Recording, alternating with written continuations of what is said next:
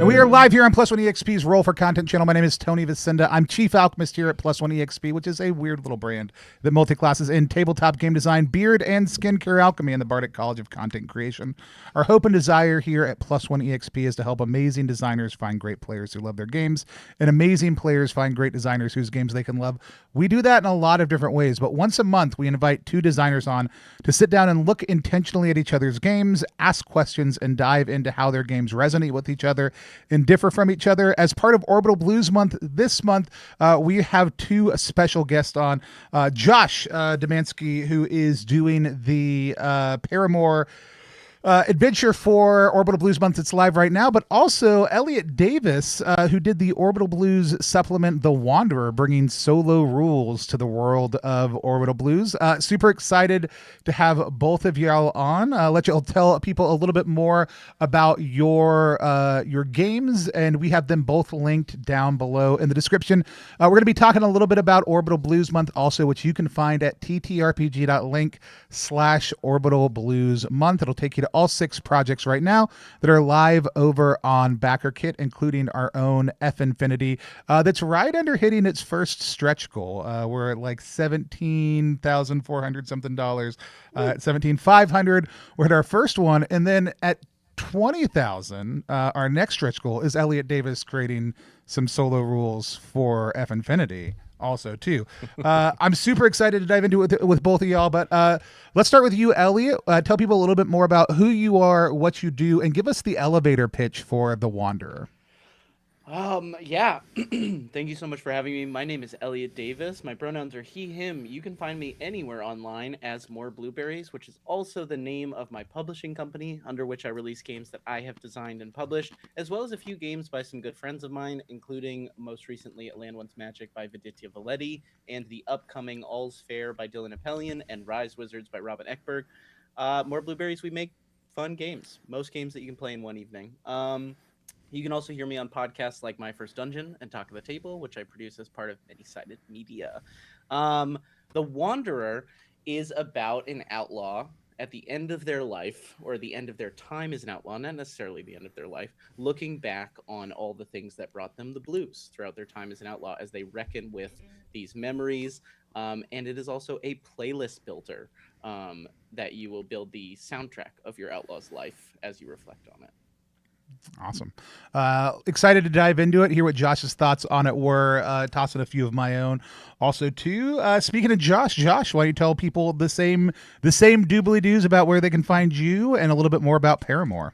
Sure. My name is Josh Domanski. I use he, they pronouns. You can find me online primarily at Blue Sky is probably the only place at this point, but Unenthuser is my username there. That's unenthusiastic user smashed into one. I am a writer, a designer, a development editor, because I find that fun, and occasional actual play host. I am most known for probably Liminal Horror, because I do a lot of work with that, including things like The Bureau. We can't say that. The Bureau and the Emmy-nominated Adventure of the Bloom. But also, I tend to dabble in just kind of whatever takes my interest. Including a very poignant Salutations, Mr. Gray, which you can find in the Plus One EXP shop right now. That is true. This is criminally underrated. It's probably my best writing. More people need to play it. It's so good. And so we need to have you come on and run it, because I think once people see it, they'll get into it. I've never had an English major not buy that game after getting the elevator pitch. As soon as I'm like, Portrait of Dorian Gray takes place in the time gap, you're trying to steal the portrait back from that bastard, they're like, yeah, I'm in, I'll take it. Yep. So it's fun. Legitimately like one of the best sessions I've ever run, even if it wasn't my own writing. But yeah, go check this out. But for the subject of today's discussion, Paramore is an adventure for Orbital Blues. The elevator pitch is the idea for Paramore is to focus a adventure very specifically on the player characters and their past, rather than something they kind of get tumbled up in or a situation they can make worse. There is this former lover of one of your player characters who has been gone for some period of time. It's intentionally ambiguous, so you can fill in the details, but she resurfaces and is in a lot of trouble. So Depending on how you want to position yourself in your player group, you can either go and help her out with this crazy heist that she has planned, or if you just want some bad blood settled, you can go and try and get the bounty that's on her head. But we have a whole big city that you can kind of go and toy around in and stuff, but it's all kind of centered around that nice romantic entanglement. Love it.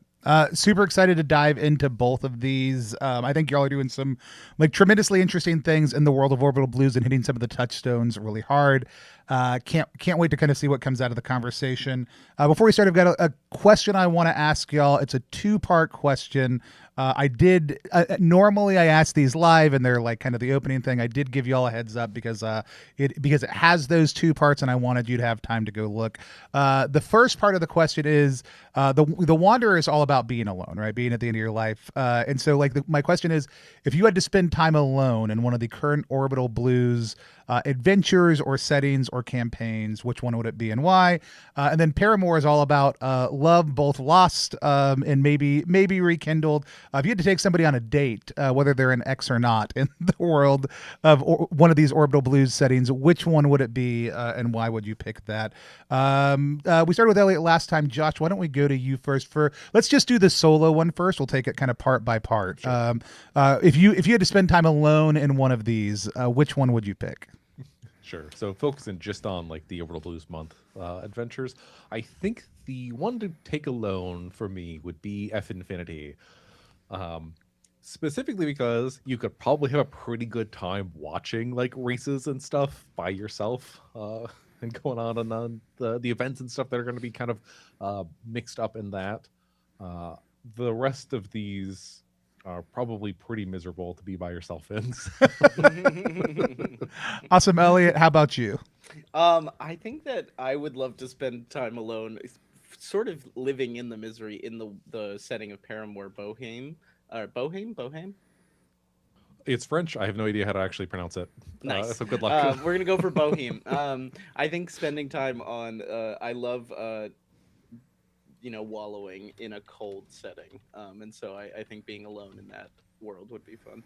You want that cold harsh reality to bring you back to yourself. Yeah, I want to bundle up and stumble into a dive bar. Yeah. I will say I love the idea. I don't normally answer the question, but I'm going to. I love the idea of Fistful of Stars, like taking a long train ride by myself, like looking out at the universe as it passes by. Some of that wistful staring, but the ability to like leave my cabin and go be around people when I want to. That's I think the one for me. Also, who doesn't love a long train ride? That's the one I think I would hit up. All right, so let's do which one you would take a date on. Elliot, let's start with you this time. Oh, I think I would take a date to the world of F Infinity to watch a high-speed race. Ooh. Are you aiming for one of those novelty T-shirts shot out of a cannon? Yes, absolutely. As you do on any good date. Excellent. Josh, how about you? Sure. I think a good one here is Lone Archivist's Jupiter in E minor, which is set on Neo Jupiter, I believe. Specifically because there is this place called the Calico Club, which is like a little jazz club, but it's supposed to be like luxurious and whatnot. The scenario there is kind of centered around a jazz performer that kind of gets caught up in a bunch of bad stuff. But I think the actual setting itself would probably be pretty pleasant if you weren't involved in any of that mess. Yeah, and also think about it. Like nice jazz vibes once you finally solve all the things going on within the world. My trick is that I would also take, because I'm married, my wife on the train ride with me.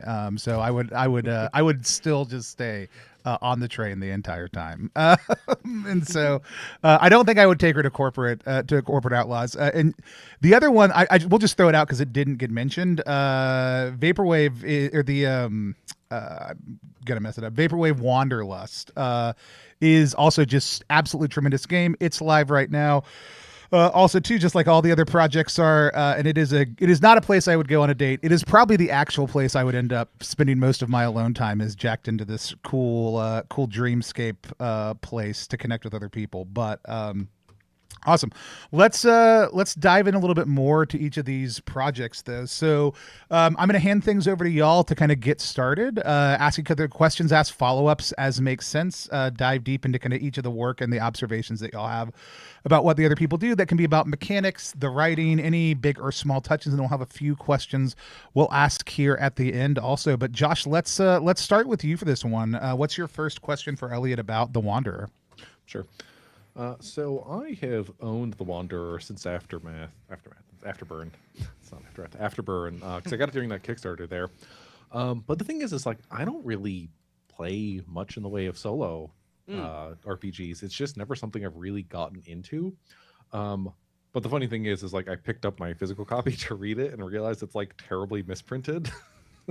Oh no! Yeah, it's like I probably could have caught this earlier. The thing is, like, I bought 2 of these because I gave one to a friend. The other one was fine. So I was reading it and I was like, I get to it's like an entire section has been repeated and then it's just kind of missing the corresponding pages. But Oh no! So you got the special limited edition Yeah, there we go. misprint Yeah. worth a whole lot of money. So that was just kind of funny because I was throwing myself for a loop as I was reading it, but I do have the PDF, so that was fine. So my first question here for Elliot, how did you get into solo games? Like, what's your solo origin story? Yeah. So it started with Thousand-Year-Old Vampire because that book is so beautiful, and the production got me when I was first, because I started in RPGs sort of as an RPG collector. Coming out of D&D, I just started buying up back when I had a better income. I would just buy up a bunch of indie RPGs just to read them and consume them. And Thousand-Year-Old Vampire was this like a little bit intimidating object I bought at first. And then once I got into it, actually, I could see it was like, oh, there is like such a depth of solo play possible with a book like this. And then on the flip side, on the smaller end of games, Anamnesis by Samantha Lee, who is the editor on your project, their game Anamnesis really showed me what was possible on the limited front of solo. And so I feel like I got these two ends of the spectrum of like what happens when you make a solo game that's like really big and what can you accomplish there, and what happens when it's on the smaller side and you keep the mechanics really light and simple. And then I designed my first non-zine game was Project Echo, which was a solo game. And then from there, I just was really obsessed with it as a design space and the idea of like creating a table presence for your solo play where it feels like you're really, feeling into it. So like often solo play is informed by playing cards or tarot cards or classic options. And so the idea of like, how do you make it feel like you're playing a game when you're by yourself? I just found to be a really interesting challenge. So are you this is a little bit of a loaded question. Are you playing a lot of solo games? I haven't played a ton. I love to read them. Like Thousand-Year-Old Yeah. Vampire and Anamnesis are my big like play touchstones, but I am an avid reader of solo games.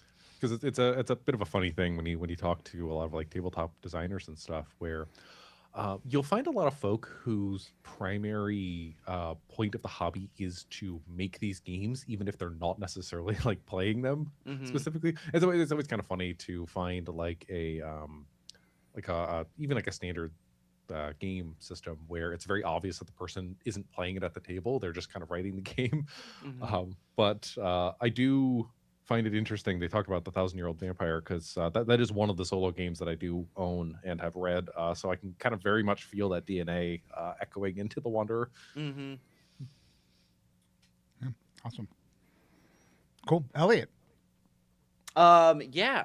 So my first question is, this is something you said in the elevator pitch, and something I wanted to touch on is the idea of making an adventure that is based on the player characters and making it really matter. And this idea of specific troubles being presented in an Orbital Blues adventure feels like such an interesting way of taking a system and windowing it for an adventure. Can you talk about the specific troubles you wrote for it and what giving players and tables specific troubles to use gives for this adventure, provides for this adventure? Sure. So the troubles in Orbital Blues, if somebody's only vaguely familiar with the system but hasn't really gotten into it, the troubles are your character class, kinda. That's probably the best way to think about it. But the idea is that it is setting you up for a very specific character arc. You have a lot of variance in how that kind of plays out, but it's like, here is the trope that I want to play. That's what happens when I'm choosing that thing, and how it manifests in play is really kind of up to you. It ends up creating this really interesting situation where, um, there is the blues in Orbital Blues, and I don't even remember if I coined the term, but I know other people have used it. But when you start playing Orbital Blues, there's this thing that happens called blues fishing, where uh, your players want to be a sad space cowboy. So they want to put themselves into emotionally compromising situations so that they can gain blues, so that they can screw with their troubles and make things worse for themselves until it gets into this like explosive finale. And that's one of the things that's so like beautiful about the design of the game.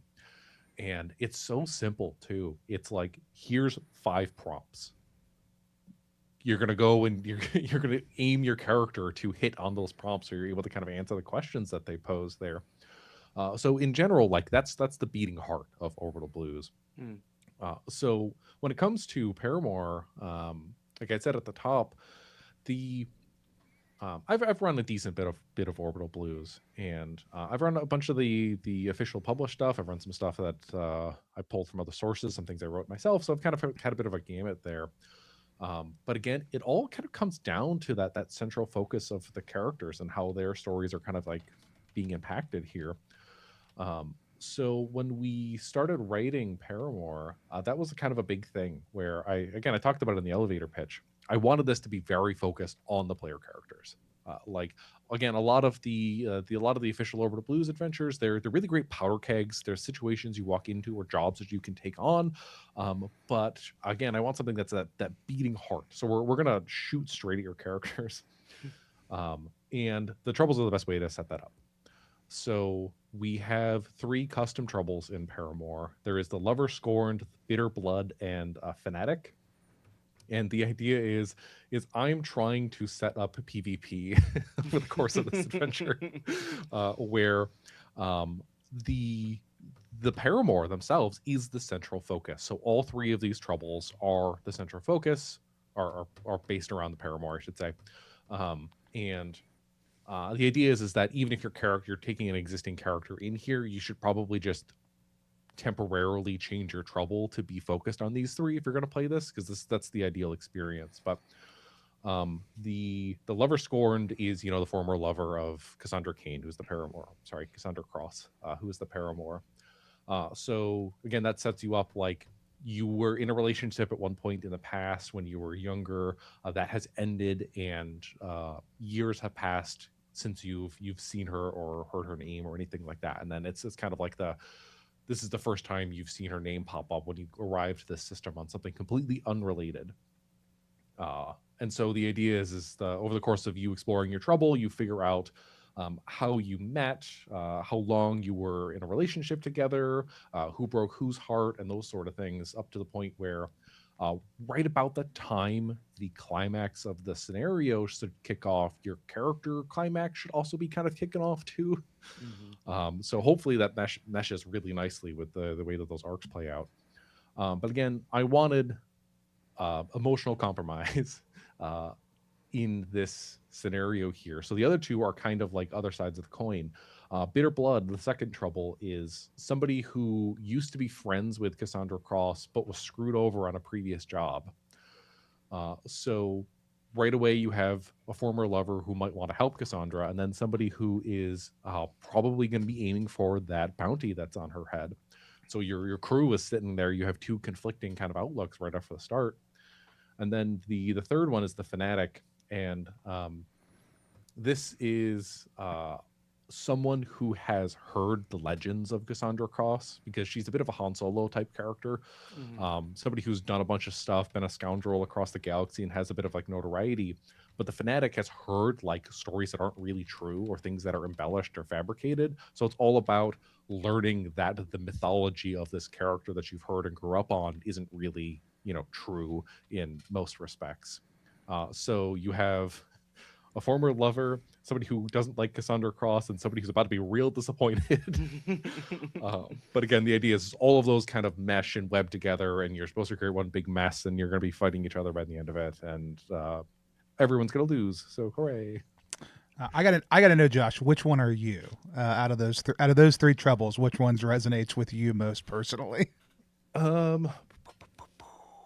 You know, I think it's easy just to say the Lover Scorn because that is the central focus here. But I think I like the Bitter Blood one a lot more from like a narrative perspective, where you've been screwed over by the central protagonist of the scenario, and so you have to kind of. I think that one's going to be the one that has the most complicated feelings.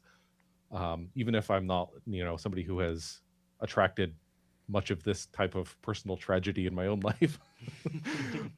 But I think that one, I like that one. If I was to play this is kind of what I would choose personally, because that's a really interesting sort of situation to put yourself in, where your crew is probably going to want to help her, and then you're kind of sitting there steaming and figuring out if you want to screw them over or not.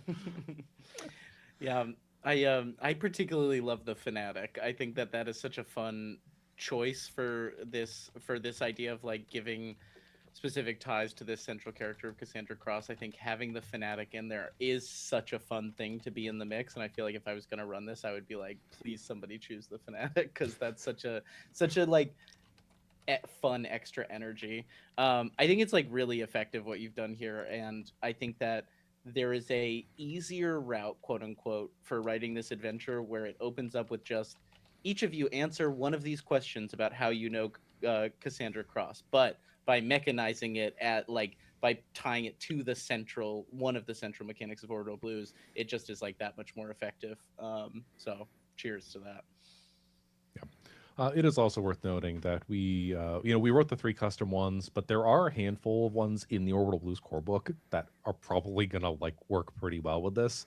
So we did include a little bit of list of that. So if your group is bigger than 3 people, you can also, create some other interesting complications by adding those in there.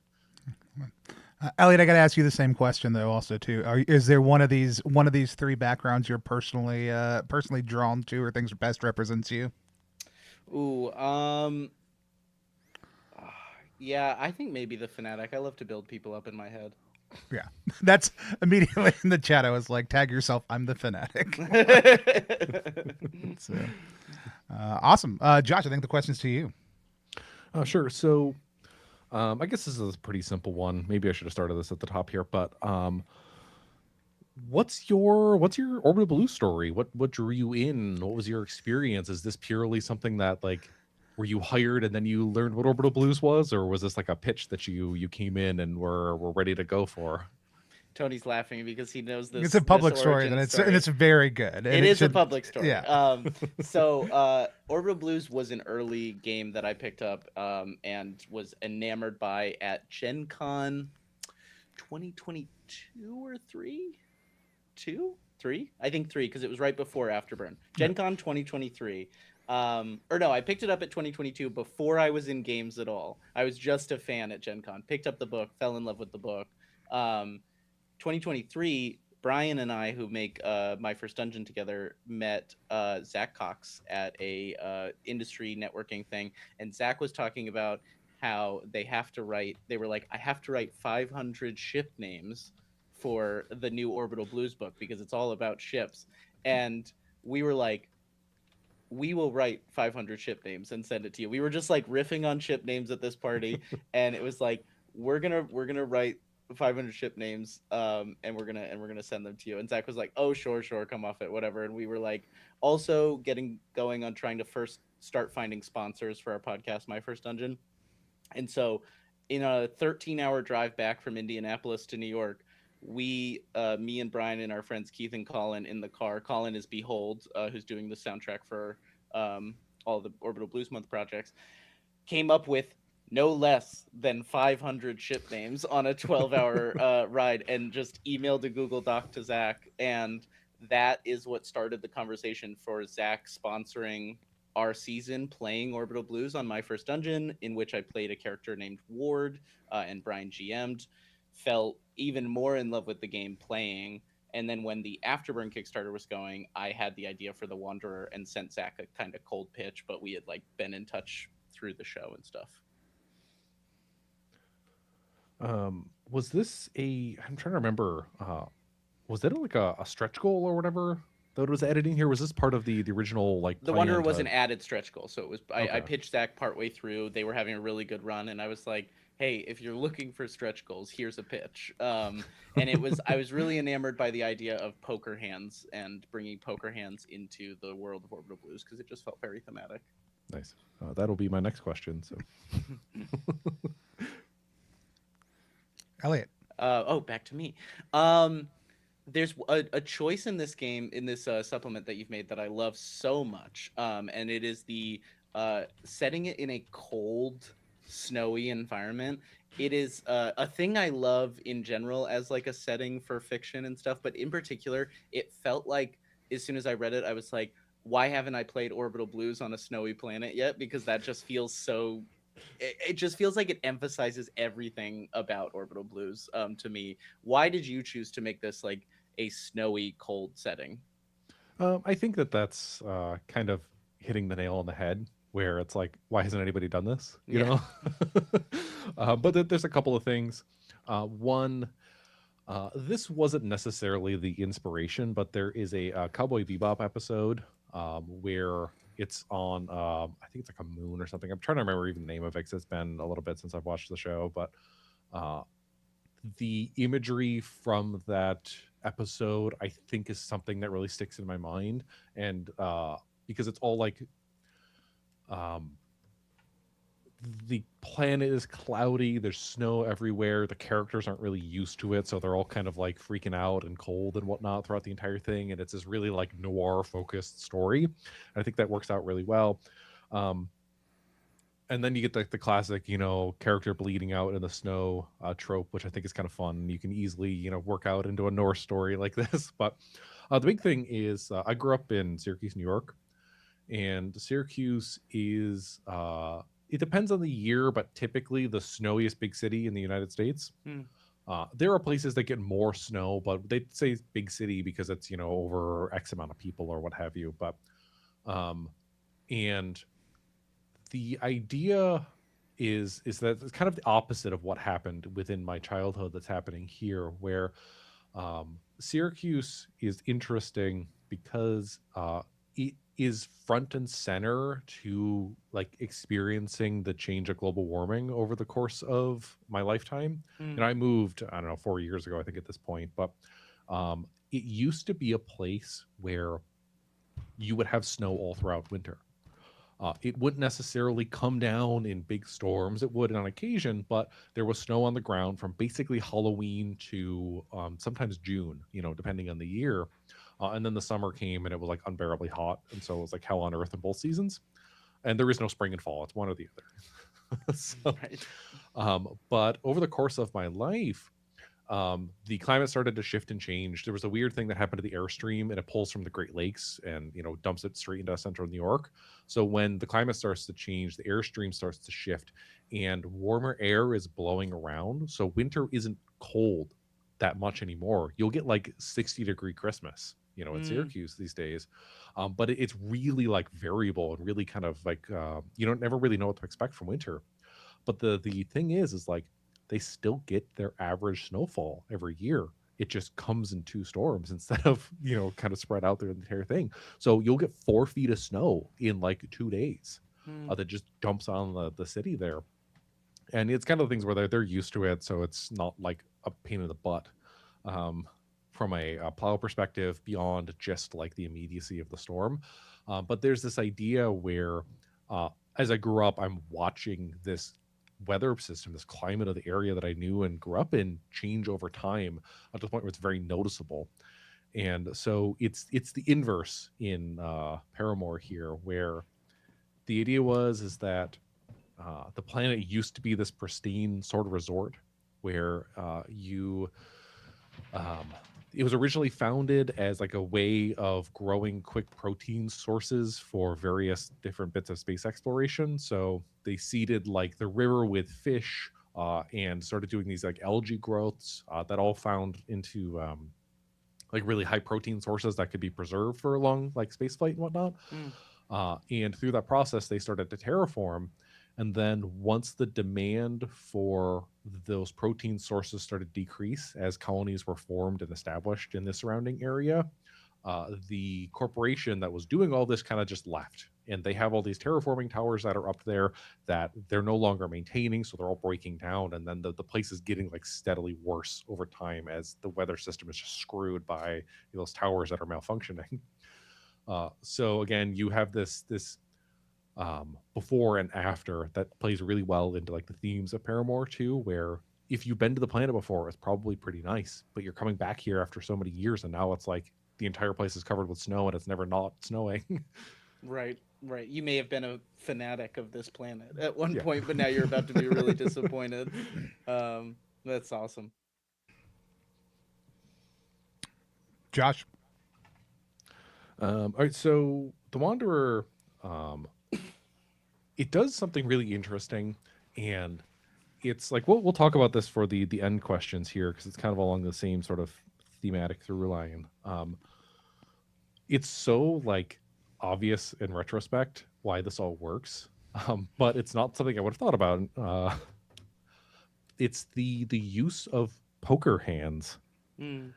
and like of course it's gambling, you know.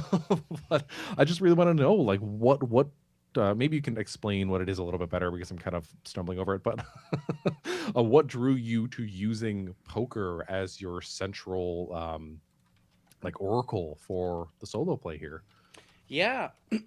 I mean, I think a lot about like you know, like a game like I feel like a video game touchstone for me in vibe of the Wanderer would be like Red Dead Redemption, and I think about like those that kind of outlaw story. Gambling is always a central like symbol and metaphor, and like it's like, okay, one last roll of the dice, one last job, you're gambling with your life. And so the idea of when you're like looking back on your life and just like and also just like there's sorry, Orbital Blues is so tied up in like idioms and rock and roll and lyrics, and like the hand you've been dealt is like a very like classic bluesy rock and roll ideology of like, hey, that's just the hand I've been dealt. And just the idea of taking that literally was very interesting to me. It's just like, okay, how do we mechanize the hand you've been dealt? How, like, let's literally deal you the hand and go through your life. And so that idea of like, as you go through, you're just trying to see what the best hand you can make with the life that you've been dealt. And the mechanical sort of secret of the Wanderer is that it's really hard to make a good poker hand. Like, you're pretty likely to get a pretty shit poker hand. And the troubles, or sorry, what is it? What is the last phase of this game called? Who wrote this thing? um, it's like the phase where you make the trouble hands. Um, Phase 3, what's come home to roost. You take all of the cards you've discarded from failed checks throughout the entire game, and then you just make as good a possible hands for everybody else in your life, everyone that's coming back, showing back up to piss you off. So it's just this idea, like, I just was really into the idea of like the hand we've been dealt, the hands others have been dealt, how do those interact, and then like when you're an outlaw, how do you gamble with your life, and what does that look like? So when you pick up a solo book yourself, this is very much the prompt and journal solo. Mm-hmm. Do you favor the prompt and journal over like the immediacy of like the dungeon adventure type of solo play here? Yeah, I love a prompt and journal kind of solo game. I think I'm very enamored by games like Rune and Miru, that are more like adventure solo games. I don't think I have them in me. Like, as a solo designer, I think that I love the play space of prompts and like helping people tell like a more freeform story.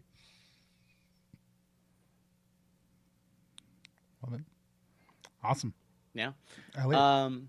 Yeah, this I want to talk about Cassandra Cross specifically, and I want to know sort of where, like, this is a character that's so visual and specific, and like you know who this person is. I'm curious what inspired Cassandra Cross, and like specifically within that, why red hair? Mass Effect, Femchip. Uh, Hey, sometimes it's an easy answer. yeah, so um, I don't really have a good answer for it. That's kind of the funny thing. Like this Cassandra Cross is a character that's just fully realized in my brain, where the you know the whenever I play a video game that allows me to create a character, it's always a redhead woman for reasons I can't explain. So it's like whenever I'm thinking of a character to bring in, that's immediately like, okay, first thing is redhead woman, or I could put her in there. But I think it does start with Femchap back in the Mass Effect days, um, because that is a character who I never make custom characters for Mass Effect. It's always like the default until Andromeda, because that didn't make much sense to keep the default. But so and then the other bit of inspiration is um not even like romantically related or even the character specifically, but it's just sort of like the emotional resonance of this moment we had in one of my Orbital Blues sessions where we were. Let me back up a little bit. When I run Orbital Blues, what I like to do is the episodic approach, where each session with the group is, for the most part, I'll try and do this. I will do each session is a self-contained one-shot, as if it was an episode of Cowboy Bebop, and then over the course of like 4 to 6 to 8 sessions, I will connect those in the end, and we'll have a big finale. It feels really TV-like. That's just enough time for somebody to do a Troubles Brewin and kind of get their character arc, and so that works out really well. So I'll pilfer from a bunch of sources, and one of the runs that I did was stealing from a bunch of small West End Games Star Wars adventures and just like ripping the aliens out. And one of them, I forgot the name of it. It's either in Politics of Contraband or the Instant Adventure books. It's in one of those. But the thing is, it's Romeo and Juliet. Like that's the story that you're playing through, but it's with Star Wars aliens. And the romance wasn't really like the highlight of the session. You're trying to rescue Juliet, and Romeo hires you. That's kind of like the central through line of the little adventure. But there is this party, and one of my players whips out this like incredible like heartbreaker moment where I have a house rule where any character I introduce, my players can make it part of their backstory. Within reason, they kind of have to run it by me before they can immediately declare it. But when my players were at the party, one of the characters encounters their son. And the idea is that this character, the player character, is estranged from their family. They've been traveling the stars, but they have been traveling so far and so often that time has been distorted in terms of like how much you're spending on like planet and how much your age.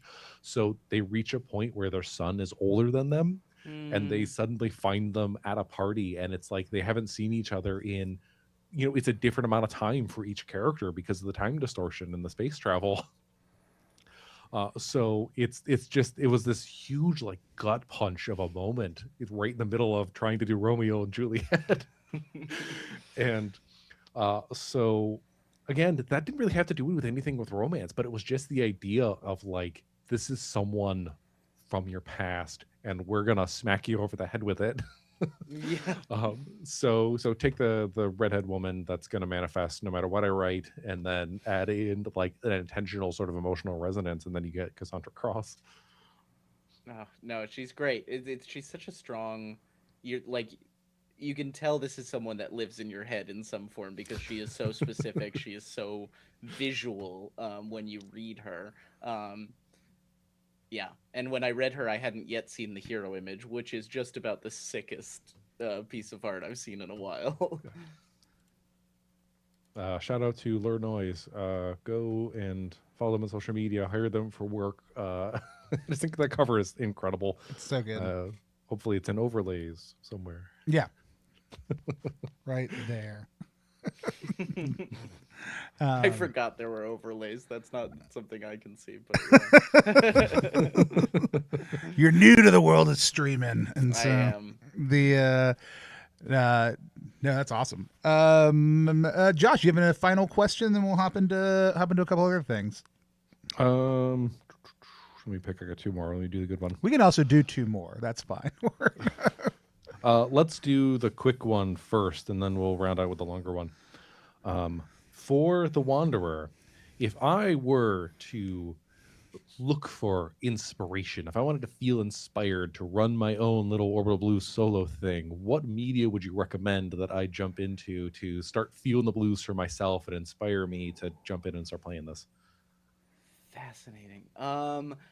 You know what immediately comes to mind as a movie, and like this is not a movie I've seen in probably over 10 years, but did you ever see Hidalgo with Viggo Mortensen? Oh yeah, that was a strange comfort to me as a child. I feel like Hidalgo is very The Wanderer coded. What else? I feel like Drive, Ryan Gosling's Drive, feels The Wanderer coded, and probably will be even more the Formula Infinity solo rules coded. Um, ooh, man. Weird touchstone that's coming to mind, just because now my brain is just rushing to like sad, I guess, male characters living troubled lives. Is Breaking Bad feels like a weird touchstone for the Wanderer, because it's like somebody who just kept making bad decisions and like ending up in situations, and also no spoilers, but you get sort of this reflection on the whole thing of at the end of Breaking Bad. It's great. Yeah, those would be some good ones for tone. Dylan in chat said, "Moon," jumping up and down and waving my Oh, hands. Moon. Yeah. Moon is actually an excellent touchstone, and Dylan and I are mutual fans of Moon with Sam Rockwell, and that is a great. I had to say it so that they didn't just shout, come in and shout behind you. So Yeah, there's a world where I could hear it if they shouted loud enough. Excellent. Awesome. I have a similar toned question, but I think I maybe know your answer because of what you were saying talking about running Orbital Blues, but I am curious. Reading your writing in this, it's like a very evocative adventure, and like the descriptions are very visual, and this is inspired by a thing that Viditya Valetti always asks when we play a game. Is he says, what medium is our game when we think about it visually? And I'm curious, when you were writing Paramore, like what medium are you visualizing Paramore in? Is it animation? Is it live action? Is it TV, book? Like what is the medium this story lives in? It's a good question. I would say animation. And again, the cop out is, I want it to look like Cowboy Bebop, but I think that that's actually a really good sort of touchstone here. That like late '90s anime, the hand drawn stuff specifically, because Paramore is supposed to feel very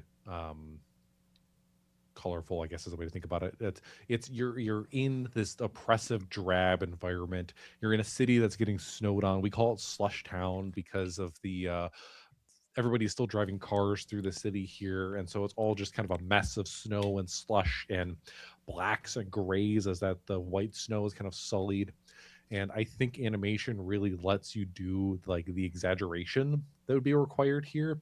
And then Lure Noise's artwork for this is actually a really good example of kind of what I'm thinking about here, and that's why the cover works so well. It's specifically because we have this drab environment, and then there's Cassandra Cross, who has this flowing bright red hair that is very much standing in contrast to that. So I think if you're thinking of this in terms of like animation, you have those immediate like visual touchstones where main character energy or whatever, you can always tell who the protagonist is. Mhm. But that gives you, because of the way you can exaggerate the color scheme, you can kind of mess around and play with it there. Otherwise, putting it in Speed Racer style CG animation, the live action movie. Hell yeah. Yeah, that cover you can really I can picture the shot in the animated show that cover would be animated of like the scorned lover describing like her, and we just see this like big version of her with the flowing hair that rules. Yeah. I do got one more main question here before we do follow-up questions. If I were to take The Wanderer and use it as inspiration for running something for like a normal group, not solo play, so like standard table play, how would you recommend I do that, or is that something you would not recommend, or anything of the sort? Is there a way that somebody who isn't doing solo play can take this book and use it for their own adventures? So I have two answers to that. The first is for a great example of how two people can play the Wanderer together. You should check out Party of One. Jeff Stormer had Austin Walker on, and they did a two-hander of the Wanderer where they interplayed each other's stories as they went back and forth, and I thought it was really effective and like really fun way to play it, to just have two characters going through these memories and having them interconnected. So I think that like I've often felt this way about solo games, is that like they can be great to play conversationally as a group. So that's one way. I think if you wanted to take it into a traditional Orbital Blue session, I think that the you would play it sort of as a GM prep tool, as inspiration for who all the people are that are showing up to your group of outlaws instead of one outlaw that are coming due on everything that you fucked them over with on like a life. So you'd be like a group of outlaws at the end of their rope, and then you'd use like the what's come home to roost thing to just build a bunch of different weird factions that are coming to show up and like collect their due. So it's like a campaign ender for you. Yeah, I think a campaign ender. Yeah. Yeah. On the duet play, uh, I've got that Party One podcast sitting in my queue. I haven't gotten around to it. I think I listened to like 2 minutes of the episode, but there's a shitload of podcasts. One of the things I'm working on in the background is a duet game. One player, one GM. It's specifically about telling horror stories, but the core of it is still pretty inspired by Orbital Blues, because Orbital Blues is going to follow me everywhere anyway. But your talk about the duet play and how that worked out reminded me of Token by Gabriel Robinson. Are you familiar with that game? Oh, I do know Token. I know Shenuk and Abby played it on our Patreon. And we have played it here on stream. It's great. You can also get it at plus1exp.com if you want to. Can you buy it there? It's such a good Where duet did you game. get that? Yeah. I would also, it's in the same duet that feels like kind of solo adjacent play, is Tether by Adam Buffoni has been a big Excellent. inspiration from me, kind of from jump of writing games. That's like a very cool game where you're two people 100 years apart in a town writing to each other in a journal that updates across time about a horror haunting the town. It's brilliant. That's fun. Yeah, I'm looking at the page right now. It's actually really cool. I haven't seen this one before. I've got one more, Tony, if we've got Yeah. time. I'm curious, Josh, what Paramore has to say about love as a concept. Good question. Or what do you hope people maybe take away from it? Man, I don't know if it has much to say about love. I think it has a lot to say about everything surrounding it. More so, okay. Let me give you a better answer. I think it talks a lot about the work it takes to love someone, and how it's not necessarily always going to be easy, because you can't control the things that life kind of throws at you. And this is very specifically about letting go I think, Paramore, where um, the idea is even for the lover scorned, it was never going to work out between you and Cassandra. And knowing that you have to let that go and you can't hold on to that like simmering emotion in order to, be better for your own personal health, is that's kind of what the core of it is.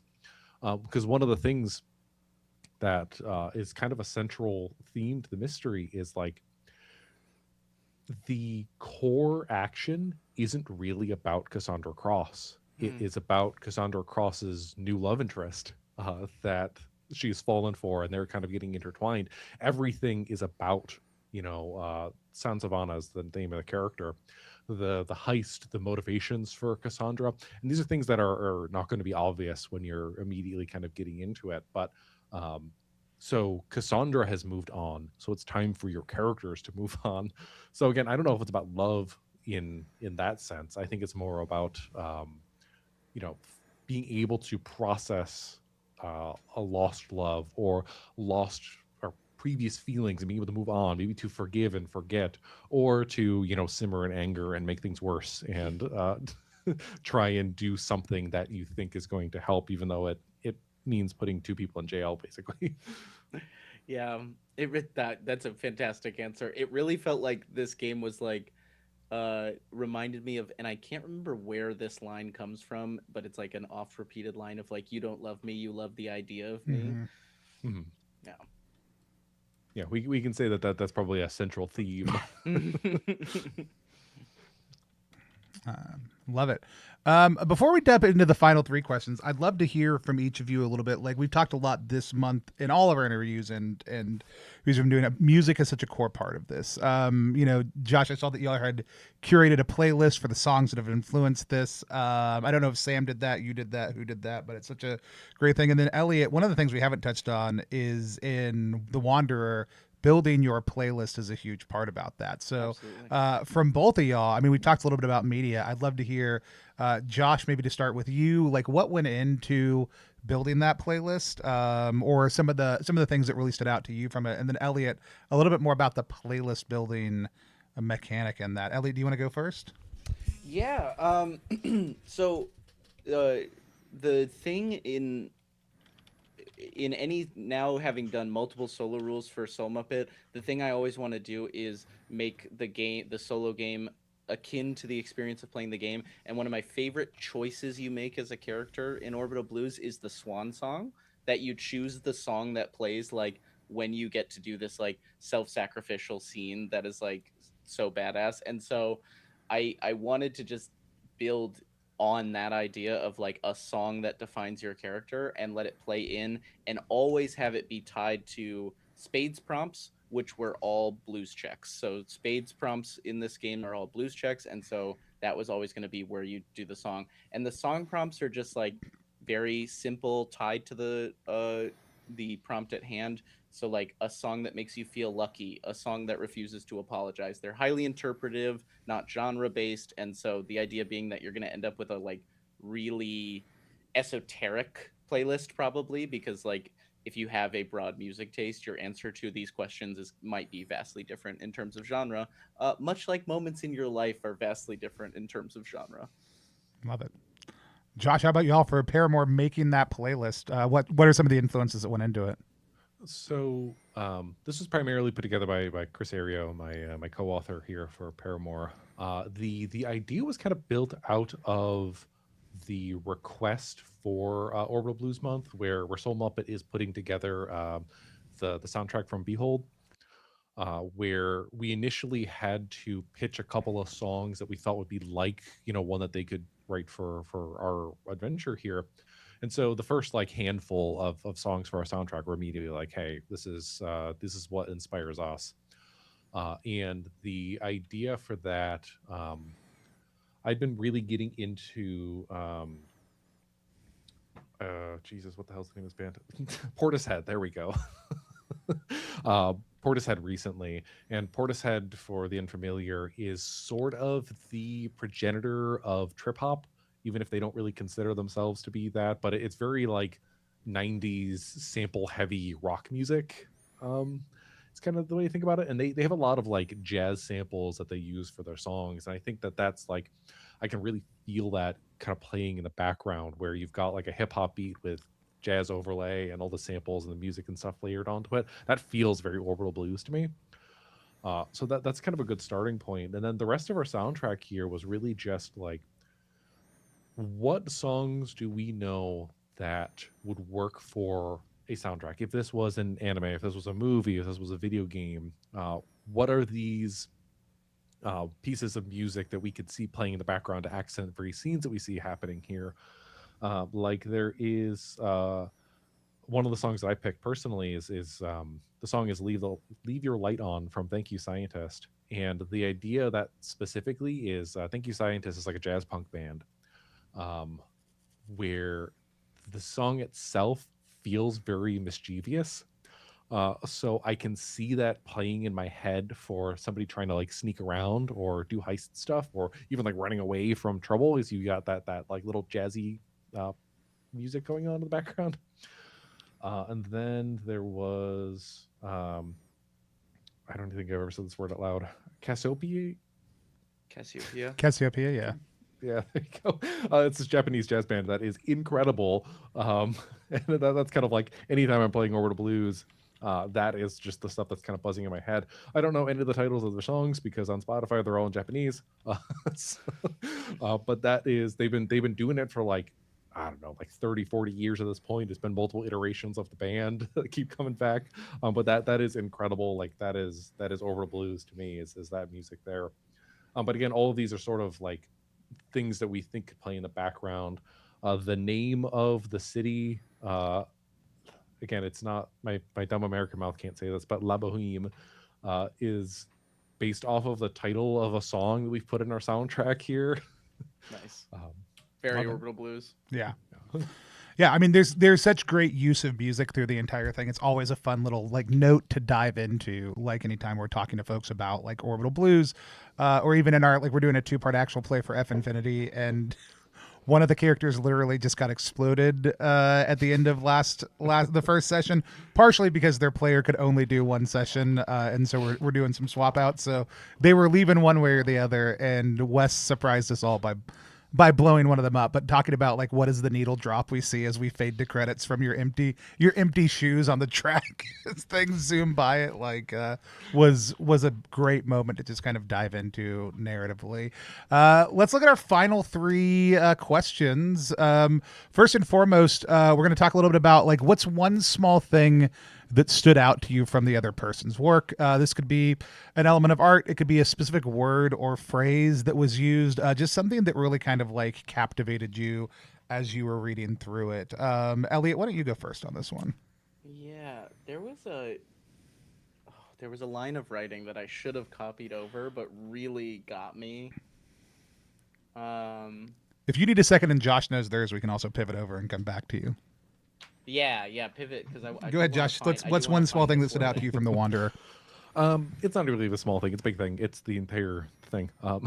So, The Wanderer is very interesting because the book is a character arc.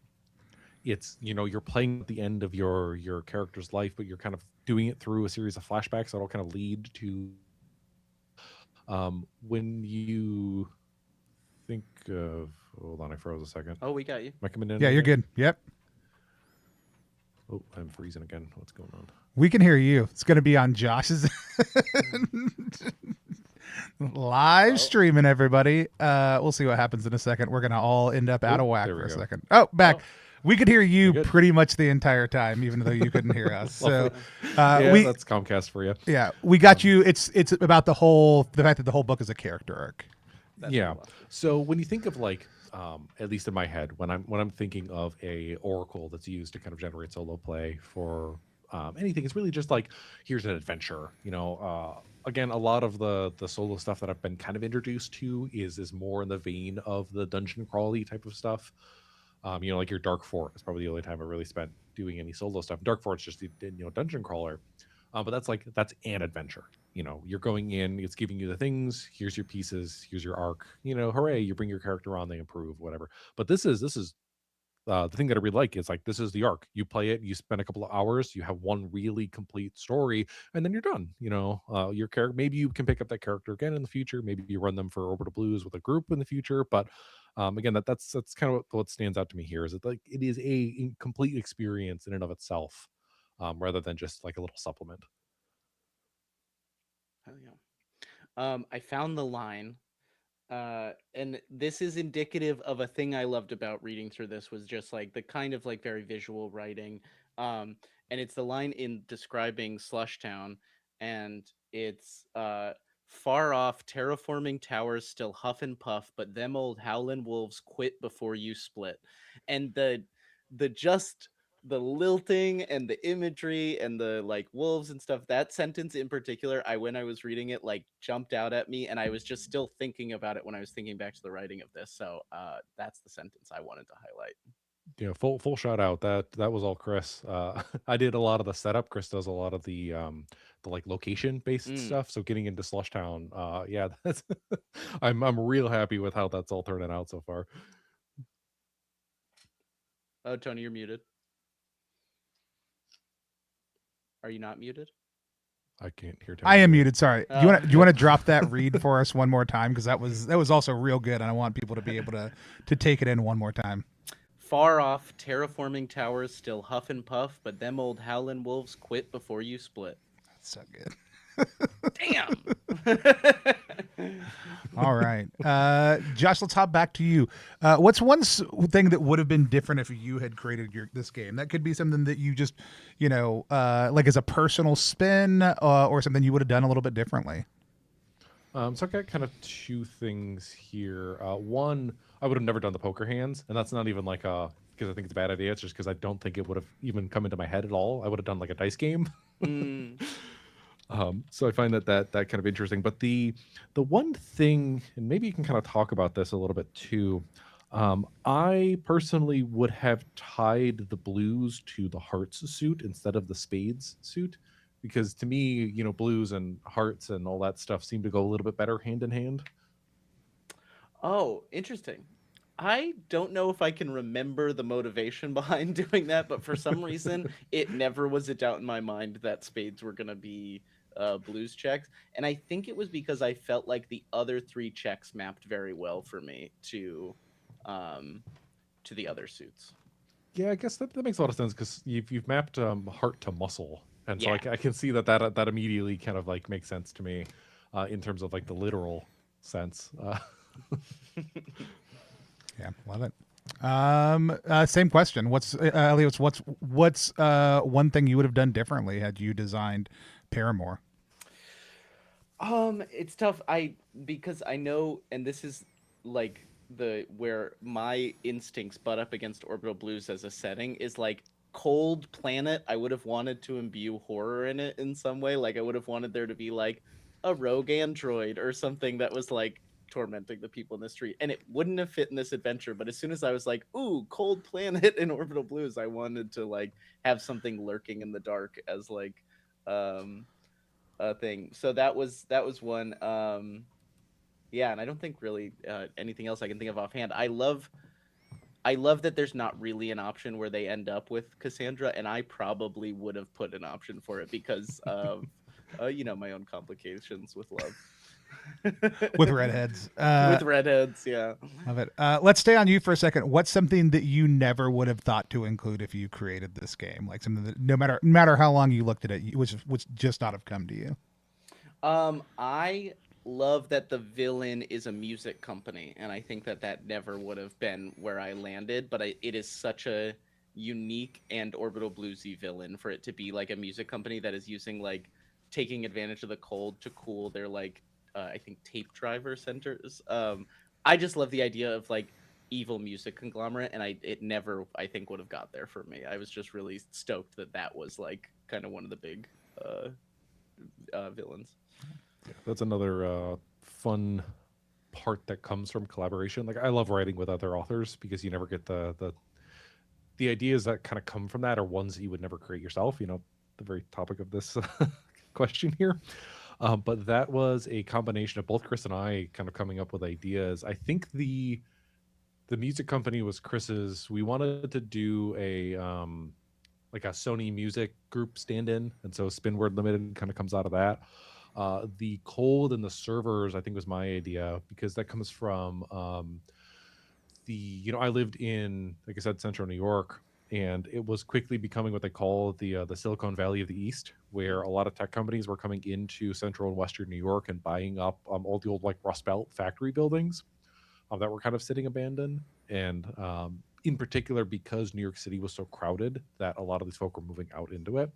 So one of the interesting things is in particular in like Buffalo and Niagara Falls, all these tech companies are coming in and buying the old factory buildings because Niagara Falls is like a ghost town on the U.S. side, and they don't have to pay to cool their server towers because they just open the windows, and half the year it's so cold, and so the wind is coming off of the Niagara River there that it's cooling all the towers. So again, that's all something, again, real life kind of being reflected into the fiction of this setting here. Love it. Awesome. And final question: what's Josh, for you? What's one thing you would have never thought to include if you had created the Wanderer? I just talked about it in the previous question here, but I can see myself having done poker chips. I can see myself having done the player cards or like the standard deck of cards as the Oracle, the generator, but actually tying the game to poker hands and using that, I think is this like a stroke of brilliance there. But again, it's something that makes so much sense in retrospect that I don't think I would have done that way. Awesome. No, this has been great. The all Orbital Blues, in case you can't tell, like Orbital Blues month is happening. If you've been watching our channel all month long, you know that already. There's more Orbital Blues stuff to come. Part of the reason we're super invested in it, part of the reason we wanted to have Josh and Elliot on, is because there's just something really tremendously resonant about Orbital Blues. It's what made the +1 team excited to get involved. It's what attracted Elliot to it, Josh to it. Like there's something about the game that really sits with us and has so many touchstones. It's been really cool to watch the way all the different projects are opening up even more touchstones in it. So we've got part 2 of our actual play for F Infinity. We're going to Middle Haven to do some racing there. We're going to do some sad reflection on one of our friends getting blown up at the end of the last one. We've also got Stella, Brian Flaherty, and Jelly, and a bunch of other great folks coming on at the end of the month to play Orbital Blues, the adventure that Jelly is writing right now for the Outlaws, Corporations and Outlaws expansion that they are doing. So we've got some other great things coming, but we do have a few things happening next week, like we've got some solo swaps, some of the solo games that we've been running. We've got some of the different designers who have swapped around their solo games with each other. So we're going to do some solo but not alone streams. We're all host one of those designers playing one of the other designers' solo games. So if you like the vibes of one designer getting to dig into another designer's work, we're going to be doing that live on stream a couple times next Wednesday. We'll have some more details about that coming out over the next little bit. And then we've got Jeremy from the creator of Stone Top coming on for our end of month Show Me Your Moves, which is our year-long exploration of life and design through the lens of Powered by the Apocalypse. Stone Top is getting ready to physically release out to the world. It's big and it's beautiful. We're doing an actual play of it next month. I'm super excited to dive in with Jeremy on their design philosophy and principles, along with their attempt to save Google Plus when it was disappearing from the internet and archive as much of it as possible before it was gone, which is a real thing Jeremy did also too. So come join us for that and everything else we've got going on. Elliot, if folks want to find you, follow your work, whether that's More Blueberries or Many-Sided Media, what are some of the best places to do that? Yeah, you can find me as @MoreBlueberries on any social media that matters. If I'm not @MoreBlueberries there, I'm probably not there. You can find my games at moreblueberries.shop. It's also where you can sign up for the More Blueberries newsletter. Many-Sided Media, we make podcasts. Talk the Table, My First Dungeon, Bitcherton. You can find all of those anywhere you get podcasts. And y'all just added a whole new, did y'all just add a bunch more shows? Did I see that? To the Many-Sided Network. The Many-Sided Network is now, I believe, 11 shows strong, which is a collective of TTRPG and general kind of nerdiness, where we've branched out from RPGs, podcasts that all share resources, and we help coordinate ad buys for everyone to help RPG podcasts hopefully make a little bit of money. There you go. Awesome. Josh, same questions. So Again, you can find me on social media, primarily just Blue Sky at Unenthuser. Again, unenthusiastic user kind of smashed together. You can find my stuff on itch.io, on unenthuser.itch.io. I guess the main spot to come find me, though, is, again, I'm one of the folk who brings us Liminal Horror, and we've got a little Discord server there. I think we're about 1,000 people strong at this point, which is kind of really nice. But the Liminal Horror Discord server is where I hang out most of the time because it's one of the few Discords I can actually pay attention to. But if you go to liminalhorrorrpg.com, then you'll find all the links and stuff to that. But for more Orbital Blues month specifically, I would recommend folks here go and look up the Inspo Uplink podcast that's run by Chris Ario. We're doing a little bit of an Orbital Blues month there. They just had Sam Leon to do a review of one of the adventures. I think it's The Man That We Knew is the name of the adventure that they did there. And then I was on the previous episode reviewing the Rogue Anthems Orbital Blues adventures. And I think there's a third one coming up, but I can't be too sure about that. But either way, plenty of more Orbital Blues, more things to go listen to. Again, that's the Ansible Uplink podcast. Awesome. To back any of the projects on Orbital Blues Month, you can go to ttrpg.link/Orbital Blues Month. It'll take you to the landing page for all 6 projects. Go check them out. There's a number of people who have backed all of them. If you get them all digitally, it's actually pretty affordable. If you get them all physically, it's actually still really pretty affordable. People did a great job of bringing a lot of value for not a ton of money. All the projects have funded at this point. They're going strong. We're really excited to kind of see where the rest of the month goes. If you want to find The Wanderer, we've got a link to the tabletop bookshelf page of it. If you're not in the US, you should go to the Soul Muppet site 100% because it'll be way cheaper to get there. But if you're in the US, support Tom over at Tabletop Bookshelf. We love Tom, love getting our games in the store there. It's one of the few other places that we're always excited to see them pop up online in addition to brick and mortar stores near you or the Plus One EXP website. We all love Tom. Dylan loves Tom too, which is what matters the most. We will be back again, like I said, this Friday to keep on playing in our F Infinity 2-shot. This has been Now You've Seen It, and now you zine us, and now you zoned. Bye, everybody.